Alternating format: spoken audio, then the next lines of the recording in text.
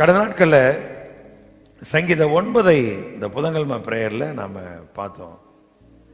இந்த 9ஆம் சங்கீதம் எப்போ எழுதப்பட்டது அப்படின்னா 1 சாமுவேல் 17ஆம் அதிகாரம். நம்மளுக்கு தெரியும் கோலியாத் தாவீதுடைய காரியங்கள். அந்த பெரிய வெற்றியை கொண்டு அவங்கெல்லாம் ஆர்ப்பரித்து நகரத்துக்குள்ள வர்றாங்க.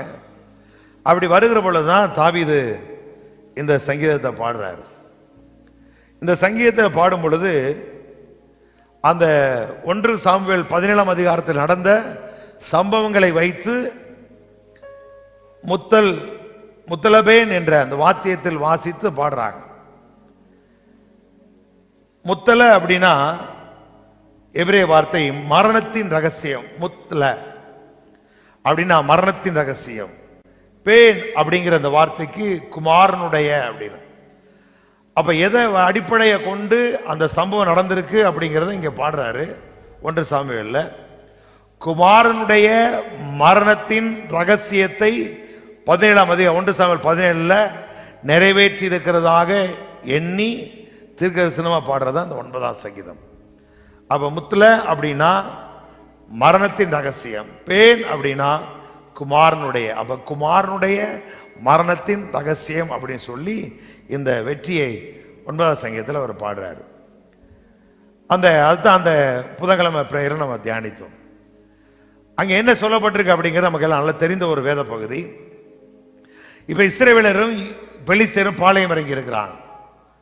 அப்படி பாளையம் இறங்கி இருக்கிற பொழுது அவன் 40 நாள் ஒவ்வொரு நாள் காலையில் எழும்பி வந்து இஸ்ரவேல் ஜனங்களை அவன் நிந்திக்கிறதையும் பேசுகிறதையும் நான் பார்க்கிறோம். 1 சாமுவேல் புஸ்தகம் 17ஆம் அதிகாரம் 8-9 வசனத்தை வாசிங்களேன்.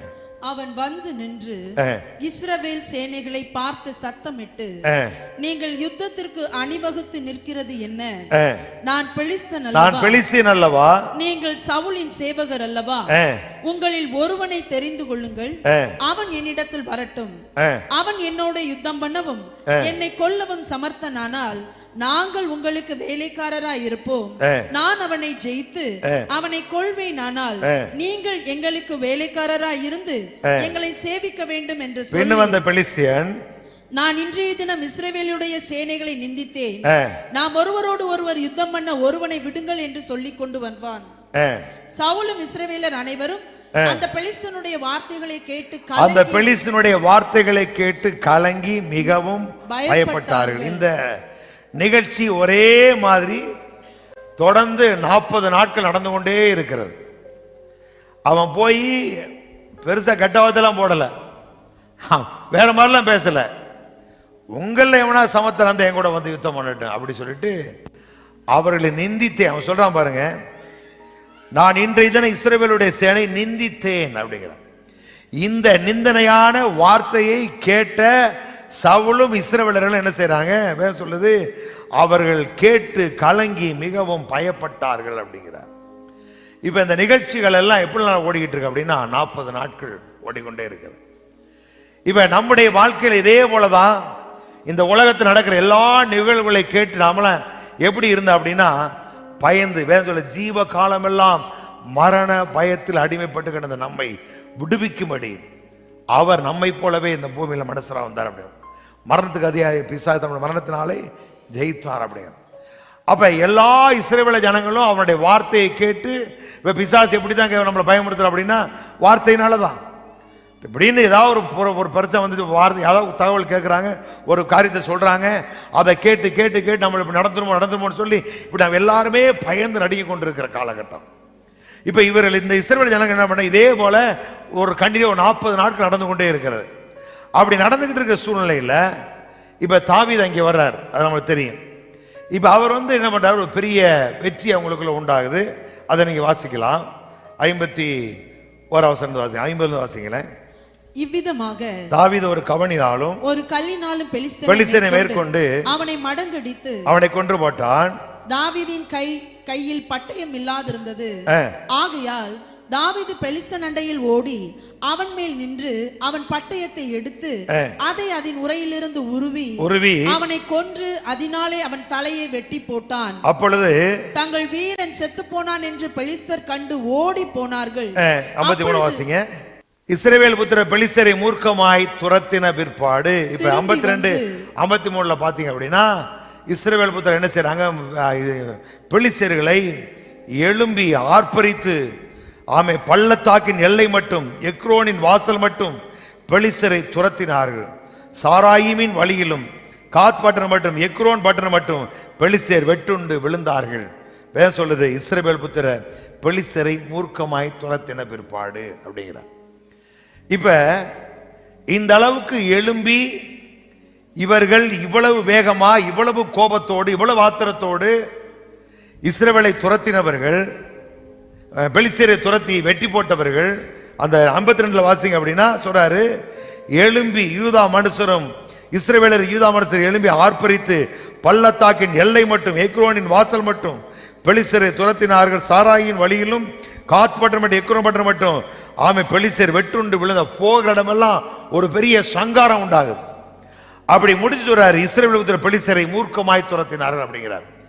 இப்ப இதே ஆட்கள் கொஞ்ச நேரத்துக்கு முன்பாக பாத்தீங்க அப்படின்னா பெலிஸ்தனுடைய வார்த்தையை கேட்டு அவன் நிந்தனையை கேட்டு பயந்து நடுங்கி 40 நாள் வண்டி ஓடிட்டே இருந்தான்.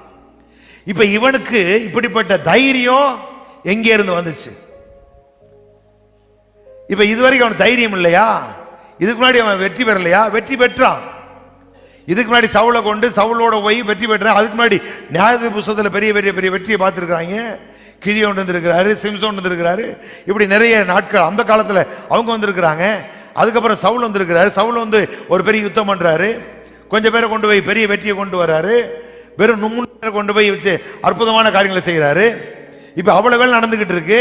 இப்ப இவங்க இதுக்கெல்லாம் அவங்களுக்கு எங்க இருக்கு? எல்லாமே இருந்துச்சு அவங்கள்ட்ட. ஆனா இப்ப இந்த 17ஆம் அதிகாரம் வரும் பொழுது பெலிஸ்தனுடைய வார்த்தையை கேட்டு இவங்கெல்லாம் என்ன பண்ணிட்டானுங்க? தனக்குள் இருக்கிற அந்த தேவனை மறந்து தன்னோடு கூட இருக்கிற கடவுளை மறந்துட்டான். தனக்குள்ள இப்படி யுத்தம் பண்ணக்கூடிய ஆற்றல் இருக்கு, நம்மளால பட்டயம் உருவி நம்மளால வெற்றி பெற முடியும் அப்படிங்கிற அந்த தைரியம் எல்லாம் அற்று போய் அவர்களை இந்த நிலைமைக்கு ஆக்குனது எது அப்படின்னா அவனுடைய வார்த்தை. அப்ப இவங்களுக்குள்ள என்ன இல்லை அப்படின்னா கடவுளை குறித்து சரியான புரிந்து கொள்ளுதல், அறிவு, தெளிவில்லாதனால அவன் பேசின சாதாரண வார்த்தை, அதே வார்த்தையை தான் தாவீது கேட்கிறான். இவன் என்ன சொன்னானா 40 நாட்கள் அதே வார்த்தை தான் சொல்றான், அதையே சொல்லி நிந்திக்கிறான். சரி ஒரு நாள் மாத்திரானா மாத்தல, இப்ப கடைசி நாள்ல ஒருத்த வந்து நிக்கிறான். அவன் வரும்பொழுது தாவீது வரும்பொழுது அந்த பிரகாரமே அவன் சொல்லுகிறதை அவன் கேட்கிறான். அவன் சொல்றான், இப்ப ஜீவனுள்ள இவன் சொல்றான், நான் பெலிஸ்தீன் அல்லவா, நீங்கள் சவுலின் சேவகன் அல்லவா. இப்ப இவன் சொல்றான், டேய் நாங்கள் சேவகன் அல்ல, நாங்கள் ஜீவனுள்ள தேவனுடைய சேனை. இவன் யாரு? விருத்த சேனம் இல்லாத பெலிஸ்தீன் அப்படிங்கிறான். அப்ப என்ன சொல்றான்? விருத்த சேனம் இல்லாத இவன் நாயி அப்படிங்கிறான். அப்ப இஸ்ரவேல் ஜனங்கள் அந்த காலத்தில் எப்படிதான் புறஜாதிகளை மதிச்சாங்க, அப்படித்தான் மதிச்சாங்க. ஏன்னா நாங்கள் விருத்த சேனம் உடையவர்கள், தேவனுக்கு நமக்கு எங்களுக்கு இடையில உடன்படிக்கை இருக்கு, எங்களோட தேவன் இருக்கிறார். இவன் விருத்த சேனம் இல்லாத உடன்படிக்கை அற்றவன், இவன் நாய். இப்ப அதான் அவன் கேட்கிறான், நீ கல்லோட வர்றதுக்கு நான் நாயா அப்படிங்கிறான். அவ இஸ்ரவேலுடைய பார்வையில் அவங்க எப்படித்தான் இருந்தாங்க, அப்படித்தான் இருந்தாங்க. ஆனா இப்ப அவன் பேசின வார்த்தை, இவன் கேட்டதனுடைய விளைவு என்ன அப்படின்னா இவன் தான் யாருங்கிறத மறந்தான், அவன் யாருங்கிறத மறந்தான், அவனை பெருசா பார்க்க ஆரம்பிச்சான், இவனை ஒண்ணுமில்ல அவனை பார்க்க ஆரம்பிச்சிட்டான். அதனுடைய விளைவு தான் என் வாழ்க்கையில பயம், கலக்கம், வேதனை எல்லாம் ஓடி ஒளிஞ்சுக்கிட்டாங்க. இப்ப அந்த வார்த்தையை கேட்டு கேட்டு ஒவ்வொரு நாள் பயந்துக்கிட்டு பயத்துல கூடிக்கிட்டே போகுது, இப்படியே நடந்துகிட்டே இருக்கு. இப்ப அந்த இடத்துல வரும்பொழுது இப்ப இந்த 52 53 வரும் பொழுது இவன் மறுபடியும் என்ன பண்றான்? எழும்பி ஆர்ப்பரித்து தீவிரமா வேலை செய்யறாங்க. இது எப்படி நடந்துச்சு அப்படின்னா வசனம் சொல்லுது, பெலிஸ்தியருடைய வீரன் செத்து போனான் என்று கேள்விப்பட்டு, எப்படி சொல்ல பாருங்க அந்த வசனத்துல, அப்பொழுது தங்கள் வீரன் செத்து போனான் என்று பெலிஸ்தியர் கண்டு ஓடி போனார்கள். அப்படி இஸ்ரவேல் யூதா மனசு எழும்பி ஆர்ப்பரித்து பள்ளத்தாக்கின் எல்லை மட்டும் எக்ரோனின் வாசல்கள். இப்ப பெலிஸ்தியருடைய வீரன் செத்துட்டானுங்கிற கேள்விப்பட்ட உடனே அவன் ஓடிட்டானுங்க, இவனுக்கு எழும்பிட்டானுங்க. அப்படி என்றா இப்ப இந்த ஒரு மனுஷன் தான் ஒட்டுமொத்த இஸ்ரவேல் பயமுத்திட்டே இருந்தான். இப்ப தலைக்கே வேட்டு வச்சுட்டாங்க.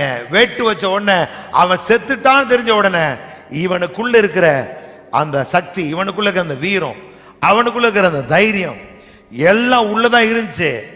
ஆனா அவனால ஏன் எழும்ப முடியல அப்படின்னா அவன் கேட்டு தவறான அந்த வார்த்தை தவறான புரிந்து கொள்ளுதல் அவனுக்குள்ள பயத்தையும் கலக்கத்தையும் உண்டு பண்ணி வச்சு அவனை ஒரு விதமான அடிமைத்தனத்துக்குள்ளே கொண்டு உள்ள உட்காந்துச்சு. இப்ப அவன் செத்துட்டான்னு கேள்விப்பட்டான், அவன் ஓடிட்டான், இவன் கிளம்பிட்டான். ஏன் அப்படின்னா இவன் ஒருத்தன் தான் நம்மளை பயமுறுத்திக்கிட்டு இருந்தான் அப்படின்னு தெரிஞ்ச உடனேயே இவன் எழும்பிட்டாங்க. எழும்பி ஏன் சொல்லுது, மூர்க்கமாய் துரத்தினார்கள் அப்படிங்கிற. சரி, இதுக்கு நமக்கு என்ன சம்பந்தம்? இவன் ஒட்டுமொத்த மனுக்குலத்தை மோசம் போக்கின பிசாச வேசுல துறைத்தரங்களையும் அதிகாரங்களையும் உரிந்து கொண்டு சிலுவையிலே வெளியிறங்க கோலமாகி சிலுவையிலே வெற்றி சிறந்தான். சாத்தானுடைய தலையை மரணத்துக்கு அதிகாரிய பிசாசு மரணத்தினாலே ஜெயித்தார். அப்ப இந்த மனுக்குலத்தை மோசம் போக்கின பிசாசை தேவன் அழித்தார், அவர் ஜெயித்தார். இப்ப அவனுக்கு இந்த மனுக்குலத்தின் மேல நம்ம மேல எந்த அதிகாரம் இல்லை அப்படிங்கிற நீங்க நான் எந்த அளவுக்கு அறிகிறோமோ அந்த அளவுக்கு நம்முடைய வாழ்க்கையில விசுவாசம் பெருக ஆரம்பிக்கும். தைரியம், விசுவாசம் வந்துட்டா உறுதி வந்துடும், உறுதி வந்துட்டா தைரியம் வந்துடும். நம்மளால அந்த பூமியில வாழ முடியும், நம்மளால வெற்றி பெற முடியும் அப்படிங்கிற அந்த தெய்வீக சக்தி நமக்குள்ள என்ன செய்ய வேலை செய்ய ஆரம்பிச்சு. இப்ப நாம என்ன நினைக்கிறோம் அப்படின்னா, நிறைய நேரங்கள் நம்முடைய பிரசங்கிமார்களே நேரத்தில் பிசாசை பத்தி பெருசா பேசிக்கிட்டே இருப்பாங்க. பிசாசை மோசம் வைக்கிடுவான், பிசாசை அப்படி செஞ்சிருவான், அவன் பொல்லாதவன், யாரை விழுங்கலாம் என்ற வகை தேடி சுற்றுகிறான். இப்படி பேசி பேசி பேசி பேசி அவனை பெருசா காமிக்கிறான். இப்ப ரீசெண்ட் நிறைய யூடியூப்ல வந்து அதெல்லாம் வந்துகிட்டே இருக்கு. நான் ஒரு மீட்டிங் வந்து ஒரு சொன்னா போறாங்களே, பாஸ்டர் நான் ஊழியர்கள்லாம் ஜாக்கிரதையா இருக்கணும். ஆமேன். இந்த வெளிப்படுத்தின 11ஆம் அதிகாரத்தில் வருது, 3 வருவங்க நட்சத்திரத்தை தன்னுடைய வாளினால் வளைத்து போட்டான். நட்சத்திரம் யார்? தேவ ஜனங்கள் தான் நட்சத்திரம். அந்த வாள் எது? சர்ப்ப எலும்பி வாழை வளைச்சான். எது? பிசாசு. அப்ப பிசாசு என்ன பண்ணுவான்? விசுவாசிகளை வஞ்சித்து தன் பக்கம் இழுத்துக் கொள்ளுவான் அப்படிங்கிற. யோ, அது 11ஆம் அதிகாரத்தில் சொல்லப்பட்டிருக்கு. 5ஆம் அதிகாரம் ஸ்டார்ட் பண்ணும் பொழுது சபை வருகையில பங்கடையுதியா? அப்ப எப்படி நீங்க புரிஞ்சுக்கிறீங்க? கடவுளுடைய வார்த்தை சொல்லுது, வலுவாமல் காக்கவும் மாசற்றவளாய் மைமுள்ள சன்னிதானம் நிறுத்த வல்லவர் சொல்லுது. இப்ப கடவுள் நம்மளை முற்று இப்படி அவர் ரத்தத்தால் நீதிமானங்கள் நீதிமான் ஆக்கப்பட்டிருக்க கோபாக்கி நீங்களாக அவரால் ரட்சிக்க அதிக நிச்சயமே அப்படிங்கிறார். இப்ப கடவுள் சொல்றாரு, நான் உங்களை முற்றுமுடி ரட்சிக்க வல்லவருங்கிறாரு. கோபாக்கி நீங்களாக ரட்சிக்க அதிக நிச்சயம்ங்கிறாரு. இன்னும் ஒருபடி மேல போய் யூதா சொல்றாரு, வலுவாமல் நம்மளை காத்து மாசற்றவளாய் மைமுள்ள சன்னிதானம் நிறுத்த வல்லவருங்கிறார். இப்ப நாம எதை கேட்கணும் அப்படின்னா இதைத்தான் கேட்கணும். சாத்தான் வாழால வளைச்சிருவான், பல்லால புடுங்கிடுவான் அப்படிங்கிற வார்த்தையை கேட்டீங்க அப்படின்னா உங்களுக்குள்ள இருக்கிற விசுவாசம் வளராது. அதுக்கு பதிலா பயம், கலக்கம். கலக்க. இப்ப நான் முதல்ல சொன்ன பார்த்தீங்களா, உன்னதமானுடைய மறைவுகளுக்கு சர்வநிலையில் தங்குவான் அப்படிங்கிறது அங்கே. ஆனா புதிய ஏற்பாடு வரும் பொழுது இப்ப அதை வச்சு என்ன செய்யறாங்க? நீ மறைவுல இருக்கியா, டெய்லி ஒழுங்கா ஜெபிக்கிறியா, டெய்லி துதிக்கிறியா, நீ வர்றியா, இப்படி சொல்லிக்கிட்டே இருந்தாங்கன்னா இவன் சந்தேகத்திலே வண்டி ஓட்டிக்கிட்டே இருப்பான். ஜெபம் பண்ணல அப்படின்னா குற்ற உணர்வு வந்துகிட்டே இருக்கும். அப்ப வேதம் வாசித்தாலும் வாசிக்காலும் ஜெபித்தாலும் ஜெபிக்காட்டாலும் நான் அவரோடு கூட இருக்கிறேன், அவருக்குள்ள இருக்கிறேங்கிற அந்த தைரியம், அந்த விசுவாசம் நமக்குள்ள வந்துருச்சு அப்படின்னா நாம அவரை விட்டு பின்னாடி என்ன செய்ய மாட்டோம், போக மாட்டோம். நாம எப்போதுமே அவரோடு கூட இருக்கிற அந்த அனுபவத்துக்குள்ள வந்துடுவோம். இப்ப அவருக்குள்ள நாம இருக்கிறோங்கிறத நாம சரியா புரிஞ்சுக்கிட்டோம் அப்படின்னா இந்த உலகம் நம்மளை சேதப்படுத்தவே முடியாது. நான் பயப்படவே மாட்டேன். ஏன்? நாம எதுக்குள்ள, யாரு? கிறிஸ்துக்குள்ள நாம இருக்கிறோம். அப்ப பழைய காரியங்கள் என்னை மேற்கொள்ள முடியாது. இந்த உலகத்தில் வர எந்த காரியமும் என்னை மேற்கொள்ள முடியாது. ஏன்? கிறிஸ்து எனக்குள்ள இருக்கிறாரு, நான் அவருக்குள்ள இருக்கிறேன், அவர் எனக்கு தலையா இருக்கிறாரு. எல்லாம் அவருடைய பாதங்களுக்கு கீழ்ப்படுத்தப்பட்டிருக்கு. அப்படின்னா சர்வமாய சபையா இருக்கிற உங்களுக்கு எல்லாம் கீழ்ப்படுத்தப்பட்டிருக்கிறது. அப்ப இந்த உலகத்துல எதுவும் நம்மளை சேதப்படுத்த செய்யாது, முடியாது. அப்ப இந்த அறிவு, இந்த விசுவாசம் உங்களுக்குள்ள எந்த அளவுக்கு பெருக ஆரம்பிக்குதோ அந்த அளவுக்கு உங்க வாழ்க்கையில தைரியம் உண்டாக ஆரம்பிக்கும். தைரியம் உண்டாகும் பொழுது நீங்க எழும்பி தீவிரமா வேலை செய்ய ஆரம்பிப்பீங்க. இப்ப அவனை எதிரி செத்துட்டான்னு தெரிஞ்ச உடனே வேதம் சொல்லுது, அவர்களை காத்து பற்ற வரைக்கும் விரட்டி கொண்டு வெட்டி போட்டான். அது மாத்திரமல்ல, இஸ்ரவேலர்கள் பெலிஸ்தீர்களை மூர்க்கமாய் துரத்தினார்கள் அப்படிங்கிறார். அப்ப நீங்க நான் அப்படி எழும்பி அந்த நாட்கள், அப்போஸ்தலர் நாட்கள் சரி, மிஷனரி வார்த்தை சரி வந்து எல்லா எப்படி தீவிரம் வேலை செஞ்சாங்க சொல்றாங்க. தோமாவுடைய நாட்கள், அவருடைய கடைசி அவர் மரிக்கிறதுக்குள்ள 30 லட்சம் பேர் சொல்றாங்க. இந்தியாவில் மட்டும் 30 லட்சம் பேர் இயேசுவை ஏற்றுக்கொண்டாங்கிறாங்க. ஒரு மனிதன் வந்து. அப்ப என்ன காரணம் அப்படின்னா, அவர்கள் சுவிசேஷத்தை சுவிசேஷம் அறிவிச்சாங்க. இப்ப நாம என்ன செய்யறோம் அப்படின்னா, சுவிசேஷத்தை அறிவிக்கிறோமா, அறிவிச்சு உள்ளதுக்கு வச்சுட்டு வேற மாதிரி பண்ணிக்கிட்டே இருக்கிறோம். அப்படி பழச பேசிக்கிட்டே இருக்கும். அதனால என்ன ஆகுது அப்படின்னா, ஜனங்கள் எழும்புவதற்கு பதிலாக நல்லா வந்தவங்க கூட அப்படியே உட்கார்ந்துட்டான். பழைய காரியங்களை சொல்லி சொல்லி சொல்லி சொல்லி. கடந்த நாட்களில் ஒரு புள்ள வந்திருந்த பாருங்க, ராபர்ட் சாலமன் வந்திருந்த அன்னைக்கு ஒரு நாள் என்னை பார்க்கிருந்த இடத்துல வந்து அவள் பேசிக்கிட்டு இருந்தேன். அப்படி பேசிக்கல அவர் அந்த புள்ள சாட்சி சொன்னான். சாட்சி சொல்லும்போது நான் எப்படி இருந்தேன் அப்படி சொல்லி தான். அப்போ இந்த சாட்சியை வந்து எல்லா இடத்தையும் சர்ச்சில் போய் சொல்கிறேன் அப்படி சொல்லி அந்த அவர் சாலமன் சொல்லிக்கிட்டு இருந்தார். அப்போ நான் சொன்னேன், இந்த வெள்ளிக்கிழமை ப்ரேயருக்கு வந்தப்போ நான் கேட்டுகிட்டே இருந்தேன். ஒரு மாதிரியா போயிட்டு இருந்தேன். நான் விட்டுட்டு போயிட்டு அவள் பேசிக்கணும் நம்மளை சொன்னேன், ஸ்டாப் பண்ணிவிட்டு, நீ இந்த பார், இந்த பழைய வாழ்க்கை நீ சொல்லவே கூடாது, இது பெரிய ஆபத்து. ஒரு காலத்தில் அப்படி இருந்தேன், ஒரு காலத்தில் அப்படி இருந்தேன், பழசை நீங்கள் சொன்னீங்க. வேதம் சொல்லுது, அவர் நம்ம அக்கிரமங்களையும் பாவங்களை மன்னிக்கிற மாத்திரமல்ல, அதை இனி நான் நினையாது இருப்பேன் அப்படிங்கிறார். அப்ப பழச அவர் நினைக்கவே மாட்டாராம். அப்ப நம்மளை எப்படி தான் பார்க்கிறாரு? அவர் நம்மளுடைய பிள்ளைகளா பார்க்கிறாரு, அவருடைய சாயலா நம்மளை பார்க்கிறாரு, அவருக்குள்ள நம்மளை பார்க்கிறாரு, அவரை போலவே நம்மளை பார்க்கிறாரு. இப்ப இந்த பார்வை நமக்குள்ள வரும் பொழுது இந்த உலக காரியங்கள்லாம் நமக்கு இலகுவா மாறிடும். எதையும் நாம அசட்டை பண்ணி தூக்கி போட்டு போயிட்டே இருப்போம், போடா அப்படின்னு சொல்லி. அப்ப ஏன் ஆண்டவருடைய பிள்ளைங்க அப்படி கூனி குறுகி தட்டு தடுமாறி நிக்கிறாங்க அப்படின்னா, தான் யாருங்கிறதே நமக்கு தெரியல. அதான் பிரச்சனை. இப்ப எல்லாரும் ஜீவன் ஜீவன் சொல்றாங்க, அதாவது எவ்வளவு பெரிய காரியம் அப்படிங்கிறத அது குறித்தான வெளிப்பாடு இல்லை. அப்ப ஆண்டவர் சொல்றார், நான் அவைகளுக்கு ஜீவனை கொடுக்கிறேன், அவைகள் கெட்டு போவதில்லை. அப்படின்னா ஒரு காலம் நீங்க மோசம் போகவே மாட்டீங்க, ஒரு காலம் உங்க சரீரத்தில் சேதம் வரவே வராது. ஏன்? அவருடைய சொந்த ஜீவன் எனக்குள்ள இருக்கு. அப்ப இந்த விசுவாசம் எனக்குள்ள வளரும் பொழுது வியாதியை கண்டு நீங்க பயப்பட மாட்டீங்க, சாவை கண்டு நீங்க பயப்பட மாட்டீங்க. உங்களுக்கு ஒரு தைரியம் வந்துரு, எனக்கு சாவு வரவே வராது. அப்ப நீ தைரியமா சொல்லணும். அப்ப நாம சாகாமல் பிழைத்திருந்த கர்த்தருடைய செயல்களை பழைய ஏற்பாடு பரிசுத்தமான ஒருத்தன் சொல்ல முடியும் அப்படின்னா ஏன் நம்ம சொல்லக்கூடாது? அவன் சொன்னானே, அவன் சொல்லும் பொழுது மரணம் பக்கத்தில் இருந்துச்சுங்க. ஆனா சொல்லி சொல்லியே சாவ வேண்டுமே சொல்லுது, விருதாப்பிய வயதிலே தாவீது முற்பிதாக்களோடு சேர்த்து கொள்ளப்பட்டான் அப்படி. அப்ப நீங்களான்னு என்ன பேசுறோம் பாருங்க. இப்ப இவங்களுக்குள்ள இந்த தைரியம், இந்த வீரம், இவ்வளவு பெரிய மூர்க்கத்தனம் எப்படி வந்துச்சு அப்படின்னா, செத்துட்டான் தெரிஞ்ச உடனே இவனுக்குள்ள இருக்கிற அந்த காரியங்கள் எல்லாம் ஆக்டிவேட் ஆயிடுச்சு. இப்ப நமக்கு என்ன தேவை? சத்துரு தோற்கடிக்கப்பட்டான், தேவன் எனக்கு மேன்மையை தந்திருக்கிறாங்கிற இந்த அறிவு நமக்குள்ள வளரணும். அதனால ஆண்டவர் சொன்ன, நான் அவைகளுக்கு ஜீவன் உண்டாயிருக்கவும் அந்த ஜீவன் பரிபூர்ணப்பட வந்தேன். அப்ப எனக்கு தேவை என்ன அப்படின்னா, நம்மளுக்கு தாவீதுக்கு இந்த அறிவு தெளிவா இருந்துச்சு. அவன் சொல்றான், ஏய் நீ சொல்ற மாதிரி நாங்க சவுளுடைய வேலைக்காரன் அல்ல, நாங்கள் ஜீவனுள்ள தேவனுடைய சேனை அப்படின்னார். இஸ்ரவேலின் ராணுவங்களின் சேனை அப்படின்னார்.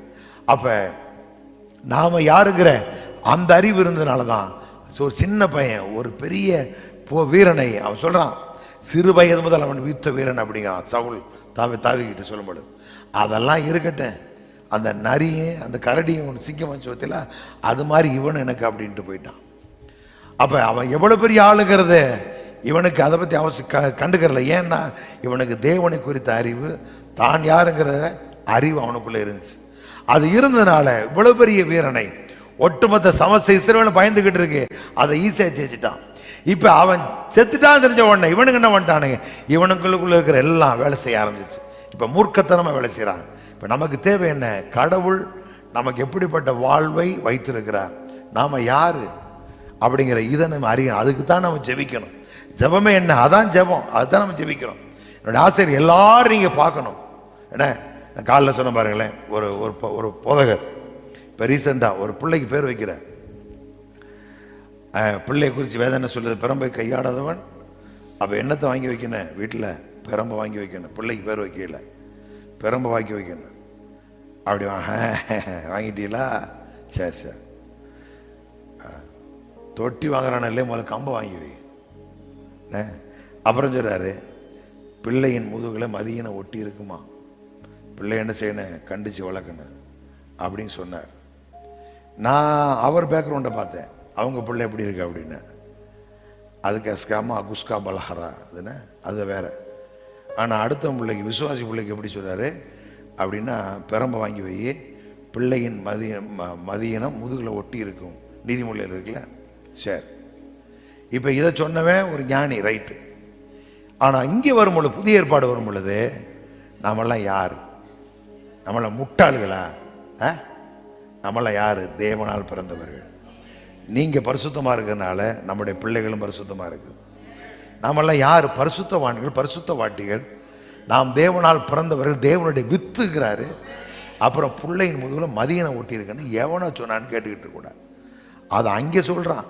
அது ரைட்டு, ஓகே, அவனுக்கு ஒட்டி இருந்துச்சு, எனக்கு ஒட்டாது. அப்போ நம்ம யார் அப்படிங்கிறது நமக்கு இந்த அறிவு உள்ள பாருங்க. நான் தேவனால் பிறந்து சொல்கிறாங்க நிறைய பேர், ஆனால் அதை குறித்த வெளிச்சம் இல்லை. நான் யார்? தேவனால் பிறந்திருக்கேன்னு சொல்லிவிட்டு அடுத்து நான் இப்படித்தான் சாப்பிடணும், இப்படித்தான் இருக்கணும், இப்படித்தான் இருக்கணும், வயசாகிடுச்சுன்னா கவனமாக இருக்கணும். இருங்க, உங்களுக்கு என்ன தேவையோ அதை சாப்பிடுங்க. அதுக்காக இப்படிலாம் பண்ணிக்கிட்டு ஒன்றுமோ பண்ணுறாங்க. எனக்கு தெரியல அது எந்த அளவுக்கு சாத்தியம்னு. அதை ஏன் பேசிக்கிட்டு இருக்கிறீங்க? வயிற்றுக்கு தோசை பிடிச்சா தோசை சாப்பிடு, இதை பிடிச்சா எதை சாப்பிடு, தேவைன்னா சாப்பிடு, சந்தோஷமாக சாப்பிடு, நல்லா இரு. அதை விட்டுட்டு அப்படி ஆயிடுச்சு இப்படி இப்படி பேசிக்கிட்டே இருந்தீங்கன்னா என்ன தான் நடக்கும்? பின்னாடி பார்க்குறவனு அப்படி தான் வந்துடுவான். அப்போ நம்முடைய வாழ்க்கையில் கடவுளுக்கு ஒரு சரியான அந்த புரிந்து கொள்ளுதல், இப்படிப்பட்ட வசனங்கள்லாம் நீங்கள் யார் கேட்டுக்கிட்டு பிள்ளைக்கு என்ன செய்யக்கூடாது? கம்பத்துக்கு வச்சு அதுக்கு பிள்ளை அடிக்கக்கூடாது இல்லை, கண்டித்து வளர்க்கணும். அது இருக்குது, பெற்றோர்கள் செய்ய வேண்டிய காரியங்கள் நம்ம செய்யணும். அதை விட மேலானது அடிக்கிறது காட்டில் ஒன்று இருக்குது. இந்த வார்த்தையை உள்ளே தள்ளி விட்டின்னு வச்சுங்க, அவன் எங்கே போனாலும் வாழ்ந்துருவாயா? சாலமோன் அவன் ஆற்ற அடிச்சுக்கிட்டா இருந்தா அவன் செஞ்ச அவன் அப்சுலோம் அவனுக்கெல்லாம் விட்டுட்டாங்க. ஆனால் இவன் பச்சைவள் என்ன பண்ண பாரு, நான் போன கடந்த வாரத்தில் சொன்னேன், அவன் தாய் அவனுக்கு அழகாக போதிச்சா. போச்சு உங்கள் தகப்பன் எப்படிப்பட்ட ஆள், எப்படி இவ்வளோ பெரிய மனுஷன் ஆனால் கரெக்டாக சொல்லி வச்சதுனால தான் இவன் சங்கீதம் 1 எழுதுகிறான். சாலமோன் எங்கள் அப்பா இப்படிப்பட்ட ஆள், அதனால தான் இவ்வளோ பெரிய மேன்மை அப்படின்னு சொல்லி அறிமுகம் அவன் தான் எழுதுகிறான். அப்போ நமக்கு என்ன தேவை? நம்ம பிள்ளைகளுக்கு கடவுளை குறித்த சரியான அறிவு தேவை. என்ன நாங்களாம் இந்த புதுநன்மை எடுத்தப்ப அந்த நாட்களில் அந்த புதுநன்மை எடுக்கும்போது இப்போல்லாம் எப்படின்னு தெரியல, ஒரு குறிப்பிட்ட மாதங்கள் சிஸ்டர்ஸ் நடத்துவாங்க, கேட்டிசன் கிளாஸ் நடத்துவாங்க. அதுக்கு போகணும். அப்போ என்ன சொல்ல, புதுநன்மை எடுத்துட்டா கட்டாயம் ஞாயிற்றுக்கிழமை பூசைவோம். ஞாயிற்றுக்கிழமை பூசைக்கு ஒரு பேர் இருக்குது தெரியுமா? இப்போ என்ன பேர் தெரியல, கடன் பூசை அப்படின்பா. என்ன பூசை? கடன் கட்டாயம் போகணும். புதுநன்மை எடுத்துட்டு ஞாயிற்றுக்கிழமை போகணும். அப்போ எங்கள் அப்பா அம்மாலாம் போக மாட்டாங்க. ஆனால் நாங்கள் புதுநன்மை எடுத்த 10 பேர் பாங்க பாருங்க, எங்களை பூரா அடிச்சு விட்டு நாங்கள் இருந்து நடந்தே ஓடும் பக்கத்து கிராமத்துக்கு. அப்போ 2 சாமியார் 2 ஊரில் எங்கேயா நடக்கும், அங்கே அடிச்சு விடுவாங்க. என்ன பூசைன்னா கடன் பூசை. என்னடா கடனுக்கு போய் பூசை பார்க்கணுமா அப்படின்னு பார்த்தா தெரில. ஆனால் கொஞ்ச நாள் ஓடணும். அப்புறம் ஆட்டோமேட்டிக் என்ன சின்ன போகிற வழியிலேயே மரத்தில் எங்கன்னா உட்காந்துக்கிட்டு எங்கடா பணக்காட்டில் விளையாண்டுட்டு யாரும் எப்படி பண்ணி திரும்பி வந்துடுவோம். இதான் நடந்துச்சு.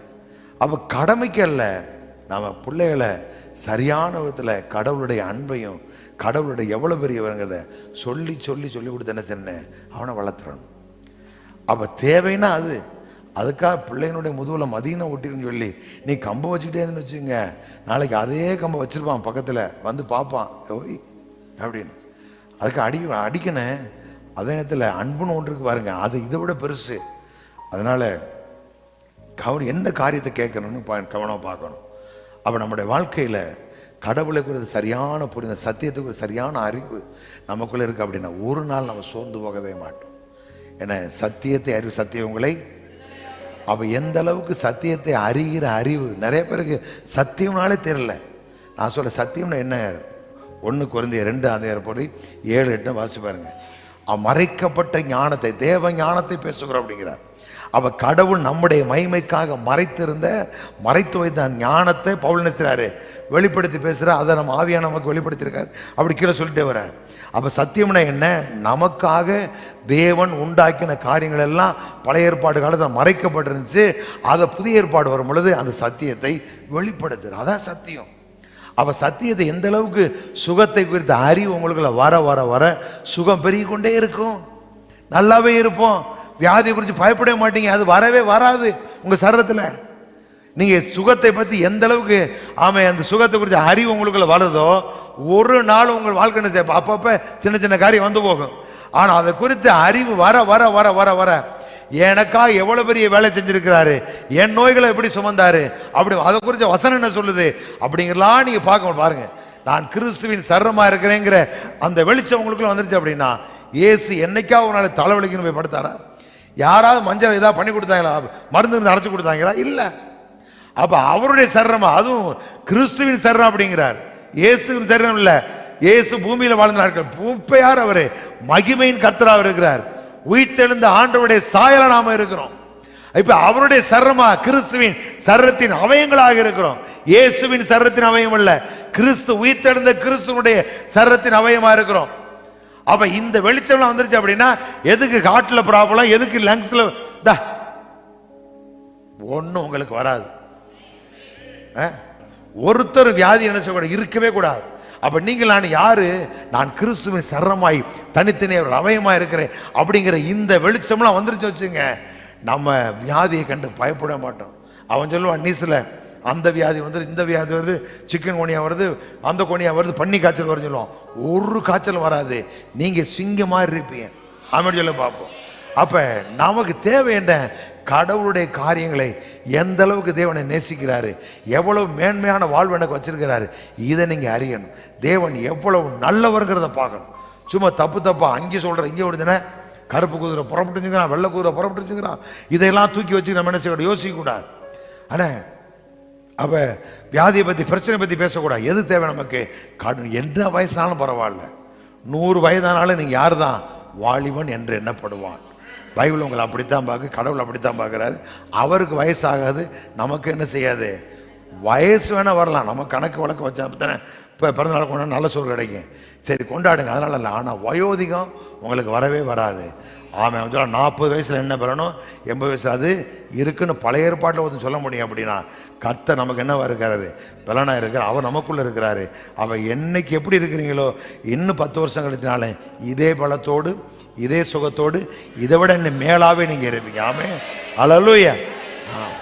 அப்ப ஒரு நாளும் நீங்க எதிர்மறையான காரியங்களை கேட்காதீங்க. அது கேட்டீங்கன்னா உங்களை அறியாமலே, நான் நிறைய இடத்துல பார்க்குறேன், உட்காந்துருப்பேன், நாளைக்கு ஏற்றுக்கொள்ளவே முடியாது. என்னையா அது இப்படி எத்தனை நாள் சொல்லிக்கிட்டு இருப்பீங்க?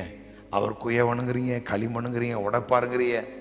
என்ன அவர் ஒருவோ நம்மளை நொறுக்கிறவர் இல்லவே இல்லை. என்ன அவர் நம்மளை, அவர் குயவனும் இல்லை, நம்ம களிமண் அல்ல. அவர் நம்முடைய பிதா, நாம் அவருடைய பிள்ளைகள். பழைய ஏற்பாட்டில் அதெல்லாம். புதிய ஏற்பாடு வரும்பொழுது நாம் தேவனால் பிறந்தவர்கள். அப்போ நாம் யாருங்கிறத நீங்கள் புரிஞ்சுக்கிறோம். அப்ப இந்த அறிவுனால தாவீதுக்குள்ள அந்த வேரம் அதெல்லாம் கண்டுபிடிச்சிட்டான். மறுபடி அவன் செத்துறான்னு தெரிஞ்ச உடனே இவனுக்குள்ள இருந்து எழும்பி மூர்க்கமாய் துரத்தினார்கள். அப்படி அப்ப பிசாசுக்கு உங்க மேல எந்த அதிகாரம் கிடையாது.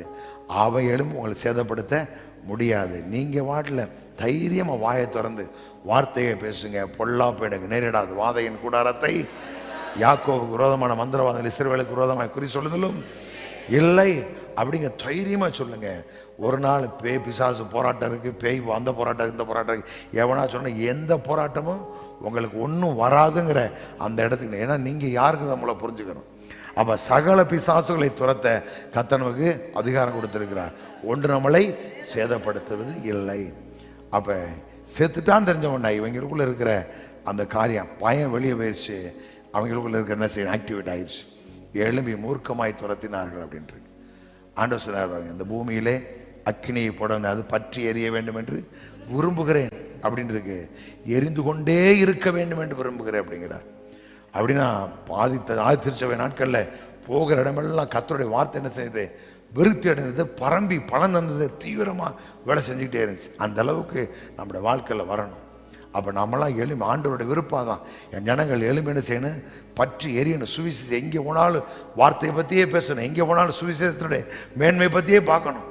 எங்கே போனாலும் இது நடந்து கொண்டே இருக்கணும். எப்படி ஒரு தீ பற்றி எரிஞ்சா எல்லாரும் பார்க்குறாங்களோ அப்படி சுவிசேஷத்தின் மகிமை என்ன செய்யணும், சபைக்குள்ள பற்றி எரியணும், எல்லாரும் பார்க்கணும். பாருங்க, தீ பிடிச்சா நம்ம டொங்கன்னு மணி அடிச்சினாலும் என்ன செஞ்சான், அங்கே தரவையிட்டு பார்க்க ஆரம்பிச்சான், இங்கே மணி அடிக்குது அப்படின்னா அவன் பாடு கடைசியை பார்த்து குப்பையை வேணா கொளுத்தி விட்டு போயிருப்பான், சிரட்டை பிடிச்சி போட்டு போயிருப்பான். இதை வர இன்னொருத்தன் கோட்டை கூடிய தண்ணியை போட்டு என்ன பண்ணியிருப்பான் அப்படின்னா ஃபயர் சர்வீஸ் ஃபோன் அடிச்சிருப்பான். கடைசியை பார்த்து அங்கே புகை போஞ்சிக்கிட்டு நான் ஒரு நிறைய பார்த்துருக்கேன் ரோட்டில். எவனா பிடிச்சி போட்டு போயிடுவான், எவனா ஃபோன் அடிச்சான், பார்த்தா மணி அடிச்சுட்டே வருவான் இங்கேருந்து. நானும் பின்னாடி எங்கே தீ பிடிச்சோன்னு பின்னாடி ஒரு நாள் வந்து பார்க்குறேன், இந்த அங்கிட்டு ஓரத்தில் வந்து குப்பை மெட்டை அடிச்சுட்டு இருக்கானு. அந்த மாதிரி இருக்கக்கூடாது. அந்த மாதிரி ஒரு தீ பிடிச்ச எல்லாரும் பார்க்குறான் பத்தியில் மணி அடிச்ச உடனே எங்கேங்கிறான். அந்த மாதிரி தான் சுவிசேஷம். அதான் சொன்னார், பூமியில் அக்கினியை போடனது பற்றி. அப்போ சுவிசேஷனுடைய பிரமாண்டத்தை மகிமையும் நீங்கள் பார்த்துட்டீங்க அப்படின்னா அது உங்களுக்குள்ள அப்படி பற்றி பிடிக்க ஆரம்பிச்சிடும். எல்லாரும் என்ன செய்வாங்க, அதை பார்க்கறதுக்கு தீவிரிப்பாங்க. என்னடா இவன் வாழ்க்கை எப்படி இருக்கு அப்படின்னு சொல்லி. அப்போ இதெல்லாம் தேவை என்ன, உங்களை குறித்து சரியாக நீங்கள் புரிஞ்சுக்கிறோம். அதை நீங்கள் அறிஞ்சுக்கிட்டே அப்படின்னா பயம் நீங்கள், கலக்க நீங்கள், உங்களுக்குள்ள அந்த தெய்வீக வல்லமை, அவருடைய ஜீவன், அவருடைய விசுவாசம் அப்படியே உங்களுக்குள்ளேருந்து புறப்பட்டு வர நீங்கள் தீவிரமாக எழும்பி வேலை செய்வீர்கள். சரி, இப்போ என்ன செய்யறான் பாருங்களேன். மூர்க்கமாய் துரத்தினார்கள், திரும்பி வந்து அவருடைய பாளையங்களை கொள்ளையிட்டார்கள். 53 சொல்றார். இப்ப ஆண்டவர் எல்லாவற்றையும் பாருங்க, எல்லாவற்றையும் படைச்சு அது அப்படியே மனுஷன் கொடுக்கிறார். இப்ப எல்லாவற்றையும் நீங்கள் ஆண்டு கொள்ளுங்கள் அப்படிங்கிறார். இப்ப பிசாசு என்ன பண்ணிட்டான் அப்படின்னா, நம்முடையதெல்லாம், நம்முடைய தேவன் நமக்கு கொடுத்த எல்லா நன்மைகளையும் அவன் எடுத்துக்கிட்டு அவனுடைய வியாதி, அவனுடைய கஷ்டம், தரித்திரம், சாபம் எல்லாத்தையும் மனுக்குலத்தை கொடுத்துட்டான். இப்ப இவன் இதையே பேசி பேசி பேசி இதிலே வாழ்ந்து கொண்டிருக்கிறான். சரி, இதான் மனுக்குலத்தின் நிலைமை.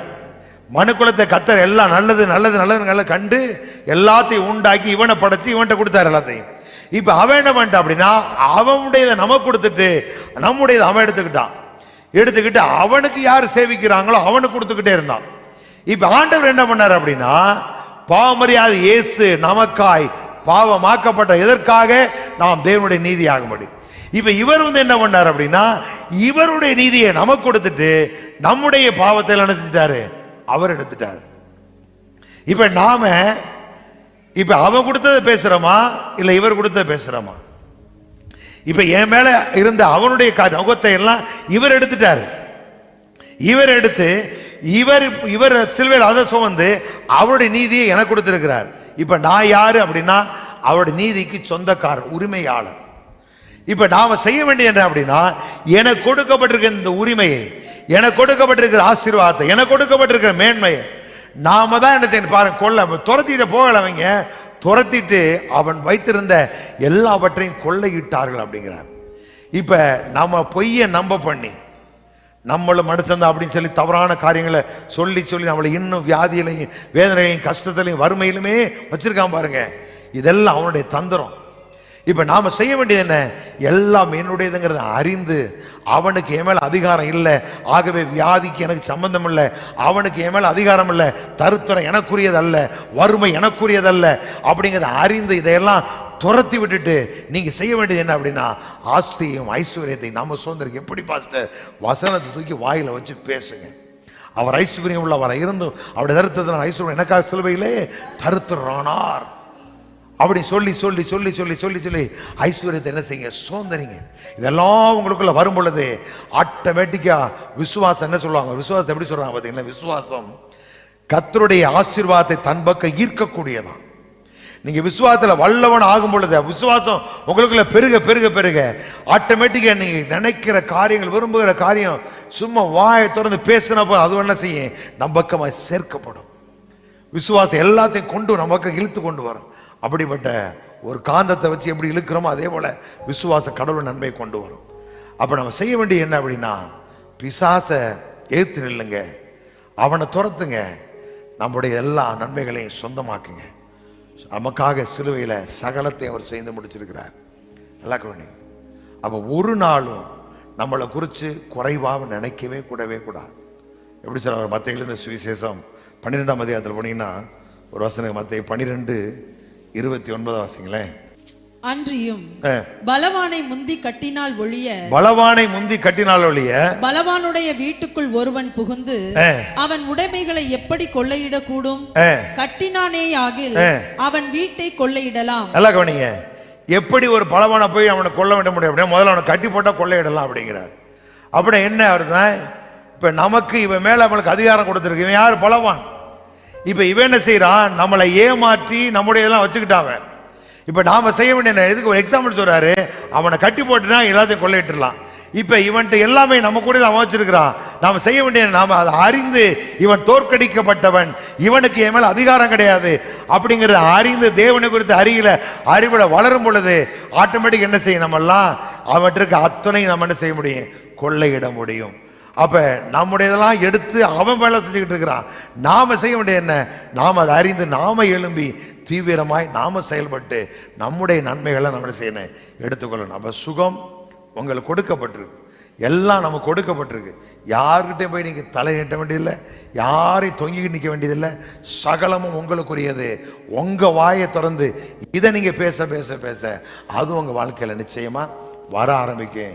உங்களுக்குள்ள விசுவாசம், நம்பிக்கை, அதை குறித்த உறுதிப்பாடு காணல, ஆனா நிச்சயம் வருங்கிற ஒரு எதிர்பார்ப்பு எல்லாம் உங்களுக்குள்ள உண்டாகும். நம்முடைய வாழ்க்கை நல்லாவே இருக்கு. அப்ப நல்ல பாதுகாப்பு, நல்ல சுகம், எல்லா நிலையிலும் ஒரு பெரிய தைரியம், துணிச்சல், அதெல்லாம் உங்களுக்குள்ள விசுவாசம் அப்படி எழுப்பி வரும் பொழுது இந்த உலகம், பிசாசு, எந்த மனுஷனு உங்களை தொடவே முடியாது. அப்ப இந்த பூமியில கடவுள் நம்ம எதற்காக வச்சிருக்காரோ அந்த நிறைவான வாழ்வை பெற்று நாம் வாழ்வோம். அப்ப நம்முடையது எல்லாவற்றையும் அவர் எடுத்துக்கிட்டு அவருடைய நீதி நம்ம கொடுத்திருக்கிறார். அதையெல்லாம் நாம் அறிந்து நாம் எல்லாம் அதை சொந்தரித்து கொண்டு நிறைவாய் வாழ கர்த்தர் நம்ம அழைச்சிருக்கிறார். அதான் சொல்றார் 2 Corinthians 5:21 பாவமறியாத இயேசு நாம் தேவனுடைய நீதியாகும்படி பாவமறியாத இயேசு நமக்காய் பாவம் ஆக்கப்பட்டார். அப்ப பிசாசு நம்ம மேல போட்டிருந்ததெல்லாம் அவர் எடுத்துட்டு அவருடைய நீதியை நம்ம கொடுத்திருக்கிறார். எதற்காக? அதான் அந்த வசனம் சொல்ற, நாம நம்மீது அன்பு கூர்ந்தவருடைய செயலாளே, அவன் நமக்காக ஒரு பெரிய செயலை செஞ்சு முடிச்சு, எதுக்காக? வெற்றி மேல வெற்றியை நீங்க அடையணுங்கிறதுக்காக. அப்ப ஒரு நாள் உங்க பார்க்கையில உங்க வாழ்க்கையில தோற்று போனது மாதிரி தெரியும், ஆனா தோல்வி நமக்குரியதல்ல. தோல்விங்கிறது நமக்கு இல்லை. நம்முடைய வாழ்க்கையில வெற்றியின் மேல் வெற்றியை தான் நம்ம அடைவோம். அதனால தைரியமா இருங்க. பிசினஸ்ல எல்லாவற்றிலும் பெரிய மாற்றம் உண்டாகும். ஒரு நாள் பிரச்சனையை முன் வைக்காதீங்க, கடவுளுடைய வார்த்தையை முன் வைங்க, அதையே பேசுங்க, அதையே யோசிங்க.